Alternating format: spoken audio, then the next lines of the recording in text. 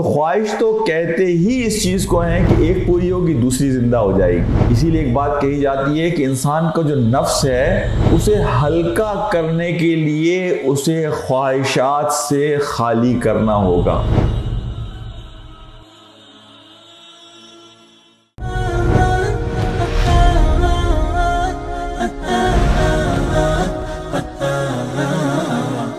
اعوذ باللہ من الشیطان الرجیم، بسم اللہ الرحمن الرحیم۔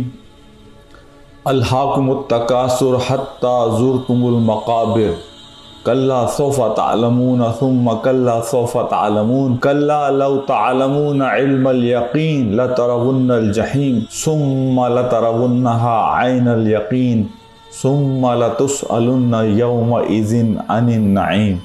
صدق اللہ العظیم۔ میرے انتہائی قابل احترام بھائیوں، بہنوں، دوستوں اور ساتھیوں، آج میں ایک ایسے اہم موضوع پر بات کرنا چاہتا ہوں کہ جو ہماری زندگیوں سے بہت زیادہ متعلق ہے، اور وہ ہے خواہشات۔ یہ جو قرآن کی آیات میں نے آپ کے سامنے تلاوت کی، جس میں اللہ سبحانہ و تعالیٰ انسان کی اس کمزوری کے بارے میں فرما رہے ہیں کہ یہ جو تکاثر ہے، زیادہ سے زیادہ جمع کرنے کی خواہش۔ کسی نے بڑی اچھی مثال دی کہ ایک جانور ہے، اس جانور پر آپ اس کا جو چارہ ہے وہ ایک بانس پر باندھ کر اور اس کے منہ سے آگے کر اور چھوڑ دیں۔ اب وہ بانس کے آگے چارہ بندھا ہوا ہے اور وہ بانس بندھا ہوا ہے اس جانور کے اوپر۔ جانور اس چارے کی طرف دوڑ رہا ہے اسے حاصل کرنے کے لیے، لیکن وہ فاصلہ جو اس چارے اور جانور کے درمیان ہے وہ کبھی ختم نہیں ہوتا۔ تو خواہش تو کہتے ہی اس چیز کو ہیں کہ ایک پوری ہوگی دوسری زندہ ہو جائے گی۔ اسی لیے ایک بات کہی جاتی ہے کہ انسان کا جو نفس ہے اسے ہلکا کرنے کے لیے اسے خواہشات سے خالی کرنا ہوگا۔ جتنا خواہشات کے حوالے سے نفس ہلکا ہوگا، اتنی ہی اس کی پرواز آسمان کی طرف، اللہ رب العالمین کی ہدایت کی طرف آسان ہو جائے گی۔ جتنا خواہشات تلے، بوجھ تلے یہ دبا ہوگا نفس، اتنا ہی وہ زمین کی طرف گرتا چلا جائے گا، اور انسان کے لیے اللہ سے قربت حاصل کرنا مشکل ہو جائے گی۔ اسی لیے نبی پاک صلی اللہ علیہ وسلم فرماتے تھے کہ یا اللہ مجھے غریبوں میں زندہ رکھ اور مجھے غریبوں میں سے اٹھا، غریبوں کے ساتھ اٹھا۔ مجھے ایک دن تو کھانے کے لیے رزق دے اور ایک دن مجھے اپنے آگے ہاتھ پھیلا کر مانگنے والے بنا۔ میرے بھائیوں، دوستوں اور ساتھیوں، یہ خواہشات اصل میں حقیقت میں انسان کا سب سے بڑا دکھ ہے، اور انسان سمجھ نہیں پاتا کہ یہ خواہشات ایک ایسی چیز ہے کہ جو کبھی مکمل نہیں ہو سکتی۔ انسان 1000 کی خواہش کرتا ہے تو پھر وہ جب 1000 مکمل ہوتے ہیں، 2000، پھر 4000، پھر یہ بڑھتی چلی جاتی ہے۔ ایک بادشاہ کے پاس ایک درویش گیا، اور اس درویش نے اپنا کشکول بادشاہ کو کہا کہ بادشاہ اگر تو اس کشکول کو اپنے خزانے سے بھر دے تو میں سمجھوں گا کہ تیرے پاس بہت بڑے خزانے ہیں۔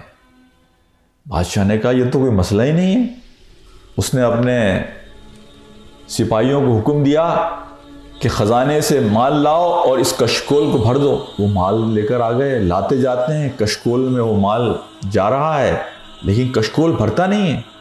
بادشاہ نے دربار میں بیٹھے ہوئے تمام لوگوں کو کہا جب اس کا خزانہ خالی ہو گیا کہ اپنے مال لا کر اس میں ڈالو۔ سب نے اپنے مال ڈالے۔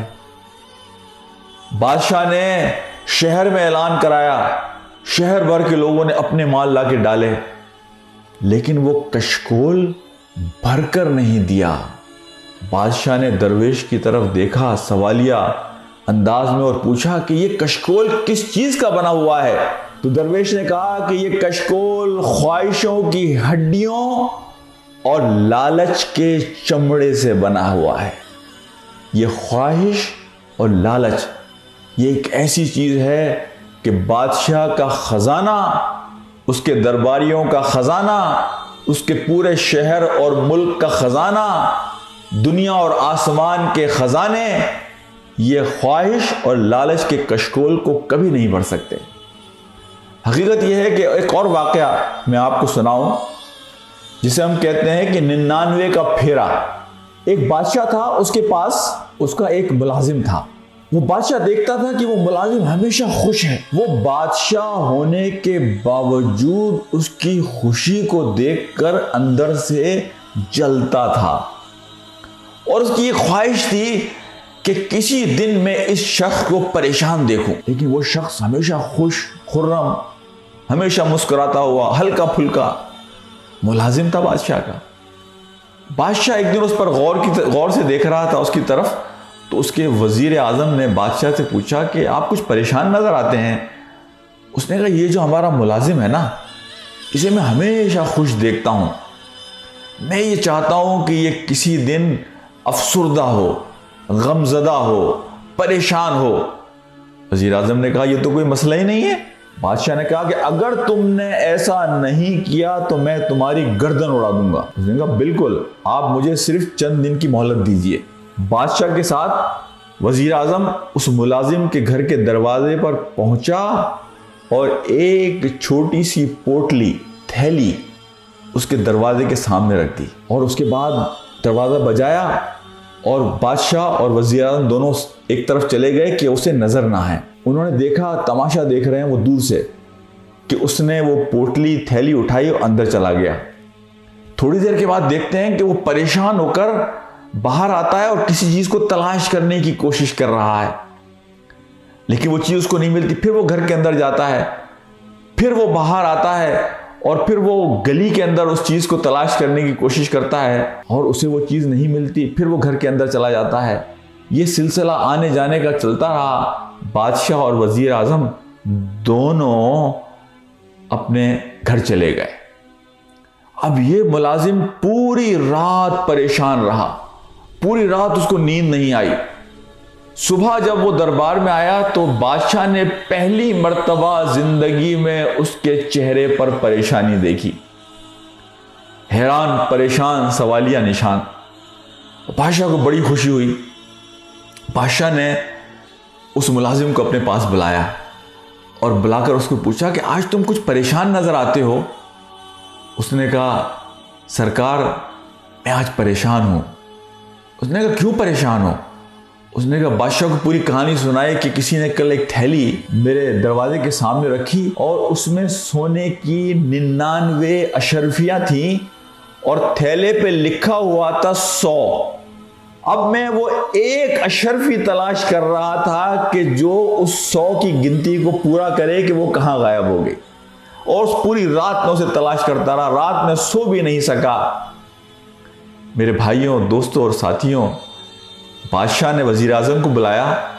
وزیر اعظم نے کہا کہ سرکار میں نے یہی کیا تھا کہ رکھی 99 تھی لیکن لکھا اوپر 100 تھا۔ یہ 99 کا جو چکر ہے کہ انسان کو جو اللہ نے نعمتیں دی ہوتی ہیں، انسان ان چیزوں کی تلاش میں کہ جو اس کے ہاتھ میں نہیں ہوتی، اپنی ان چیزوں کی خوشیوں کو بھی کھو بیٹھتا ہے۔